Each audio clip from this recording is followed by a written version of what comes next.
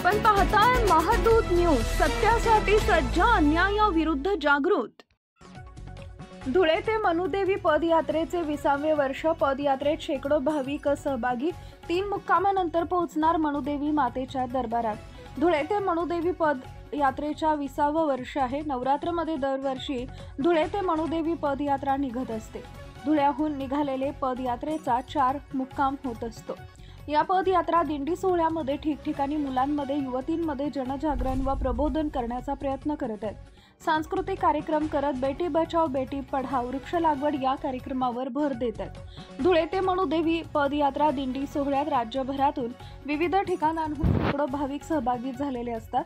ज्या ठिकाणी मुक्काम असतो त्या ठिकाणी राहण्याचे व स्नेहभोजनाची व्यवस्था केली जात असते। धुळेतर्फे आयोजित धुळे ते मनुदेवी पदयात्रा दिंडी सोहळा यंदाचं हे 20वे वर्ष आमचं आहे। या दिंडी सोहळ्यात आम्ही ठिकठिकाणी मुलांमध्ये, युवतींमध्ये, युवकांमध्ये जनजागरण प्रबोधन करण्याचा प्रयत्न करत आहोत। यातून सांस्कृतिक कार्यक्रम करीत बेटी बचाओ बेटी पढाओ तसेच वृक्ष लागवड या कार्यक्रमांवर भर देत आहोत। तसंच जास्तीत जास्त आपल्या संपूर्ण भारतातच पर्यटन करावे व धार्मिक आध्यात्मिक ठेवा वाढावा याकरिता हा आमचा प्रयत्न आहे। सतत आम्ही या माध्यमातून विविध उपक्रम राबवत असतो धुळे शहरामधलं। आणि या यात्रेमध्ये मुंबई, पुणे, नाशिक, संभाजीनगर, धुळे, निजामपूर, दिगावं, शेवाळ, चाळीसगाव, बहाळ, फागणे, जोडगे, सोनगीर, मालेगाव, अंमळनेर, जळगाव, कासोदा, गुजरात अशा विविध ठिकाणून सगळे भाविक यामध्ये सहभागी होत असतात। 5 दिवसाचा हा आमचा कार्यक्रम असतो। यामध्ये पहिला मुक्काम डांगर येथे, दुसरा मुक्काम गडखाम येथे, तिसरा मुक्काम चोपडा येथे व चौथा मुक्काम आमचा आडगाव कासारखेडे येथे असून 5व्या मुक्कामाला आम्ही मातेच्या दर्शनात पोहोचत असतो। तिथे आमचं ध्वजारोहण, महाप्रसाद, कुंकुमार्चन, कुमारिका पूजन आदी सर्व उपक्रम करून मग आम्ही तिथून प्रस्थान करीत असतो। धन्यवाद। धुळ्याहून मनुदेवीला पायदिंडी जात असते दरवर्षाप्रमाणे।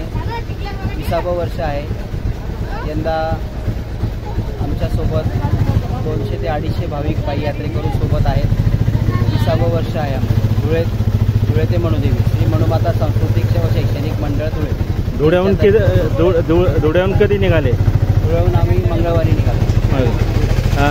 किती मुक्काम होतात? 3 मुक्काम होतात। 3 मुक्काम होतात। उद्याच्या दिवशी आम्ही मनुदेवी येथे आमचा कार्यक्रम होईल। मग तिथे आमचा निरोप समारंभ। काय नाव दादा आपलं? निलेश पिगळे, अजय कासोदेकर, श्री मनुमाता सांस्कृतिक व शैक्षणिक मंडळ तसेच नाशिकचे राजेशजी राणे सर्व। गेल्या 18 वर्षापासून धुळे ते मनुदेवी पदयात्रा ही दरवर्षी सालाबादप्रमाणे नवरात्रमध्ये, चैत्र नवरात्रमध्ये येते। आणि ह्या वर्षी आता आमच्याकडे दरवर्षी आमच्याकडे जेवणाचा कार्यक्रम असतो। लक्ष्मण उत्तम महाजन यांच्याकडे जेवणाचा कार्यक्रम असतो। नाश्त्याचा कार्यक्रम ओल्डे फाटर केलेला असतो।